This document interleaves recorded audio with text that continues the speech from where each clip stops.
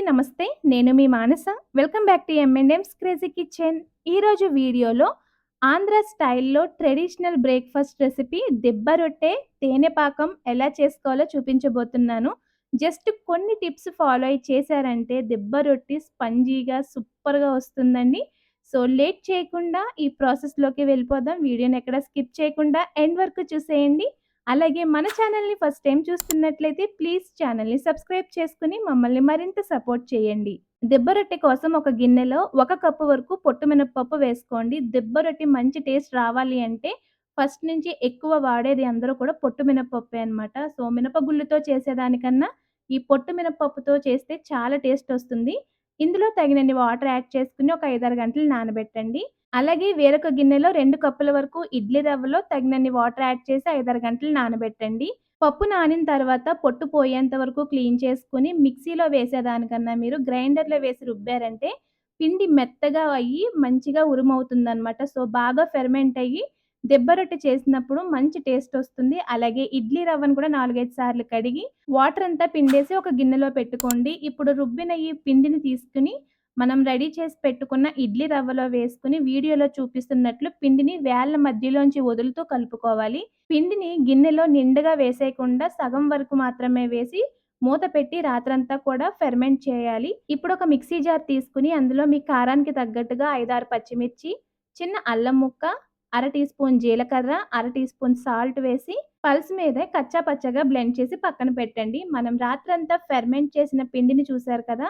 ఎంత చక్కగా air form అయ్యి పిండైతే ఉబ్బింది. ఇప్పుడు ఈ పిండిని సింగిల్ డైరెక్షన్‌లో కలపాలి. ఇలా కలపడం వల్ల మాత్రమే మనకి ఇందులో ఫార్మ్ అయిన ఎయిర్ అంతా అలాగుండి దెబ్బ రొట్టె లోపలంతా స్పంజీగా వస్తుంది.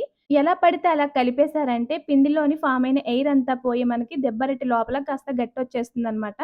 సో, ఇలా కలిపిన తర్వాత మనం రెడీ చేసి పెట్టుకున్న పచ్చిమిర్చి పేస్టు, అర టీ స్పూన్ జీలకర్ర, రుచికి తగినంత సాల్ట్ ఏసుకొని పిండంతా బాగా కలిపి, ఇప్పుడు కాస్త వెడల్పుగా లోతుగా ఉన్న పెనం తీసుకొని 2 టేబుల్ స్పూన్ల ఆయిల్ వేసి కాస్త ప్యాన్ అంతా ఈ విధంగా స్ప్రెడ్ చేసుకోవాలి. పెనం మొత్తం స్ప్రెడ్ చేసుకున్నాక నూనె కాగిన తర్వాత ఇందులో రెడీ చేసి పెట్టుకున్న దెబ్బ రొట్టె పిండి వేసుకొని పైన మూత పెట్టి లో ఫ్లేమ్‌లో మాత్రమే అంచులు ఎర్రగా అయ్యేంత వరకు కాల్చుకోవాలి. దిబ్బ రొట్టె కాలేలోపు తేనె పాకం కోసం స్టవ్ మీద ఒక సాస్ పాన్ పెట్టి 1 కప్పు తురిమిన బెల్లానికి అరకప్పు వాటర్ యాడ్ చేసుకొని ఫస్ట్ అయితే బెల్లాన్ని కరిగించాలి.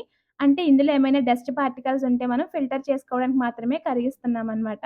ఇప్పుడు ఈ బెల్లం వాటర్‌ని ఒక పాన్‌లో వేసుకొని మంటని లో ఫ్లేమ్‌లో ఉంచి మధ్య మధ్యలో కలుపుకుంటూ పాకాన్ని మరిగించాలి. ఈ బెల్లం పాకం మరుగుతూ మరుగుతూ మనకి కాస్త రంగు చేంజ్ అవుతుంది. అలాగే ఒక 5 నిమిషాల తర్వాత మీరు చూసుకుంటే కాస్త జిగురు పాకంలాగా అనిపిస్తుందనమాట.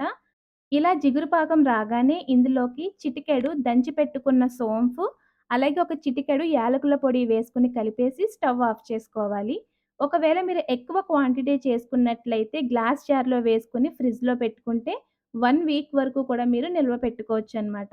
ఇంతేనండి, తేనె పాకం రెడీ అయిపోయింది. అలాగే మనం ఫస్ట్ పొయ్యి మీద పెట్టిన దెబ్బ రొట్టి అంచుల చుట్టూ గోల్డెన్ కలర్ వచ్చిన తర్వాత మీరు ఒకసారి టూత్ పిక్‌తో గానీ ఏదైనా నైఫ్‌తో గానీ లోపల వరకు గుచ్చి చూడండి. ఇంకేమైనా పిండిలా కనిపిస్తే అలాగే వదిలేసేయండి. పిండిలా లేకుండా చాక్ గానీ, టూత్ పిక్ గానీ నీట్‌గా వచ్చేస్తే మీకు దెబ్బ రొట్టె కూడా చాలా ఈజీగా పాన్ నుంచి సెపరేట్ అయిపోతుంది. చూసారు కదా! ఆంధ్ర ట్రెడిషనల్ టిఫిన్ రెసిపీ దిబ్బ రొట్టె, తేనె పాకం ఎలా చేయాలో. మీరు కూడా ఈ రెసిపీని తప్పకుండా ట్రై చేసి మీకు ఈ రెసిపీ ఎలా వచ్చిందో మాకు కామెంట్స్‌లో షేర్ చేయండి. అలాగే వీడియో నచ్చినట్లయితే ప్లీజ్ లైక్ చేయండి, షేర్ చేయండి, సబ్స్క్రైబ్ చేసుకోండి. పక్కనే ఉన్న బెల్ బటన్‌ని యాక్టివేట్ చేసుకోండి.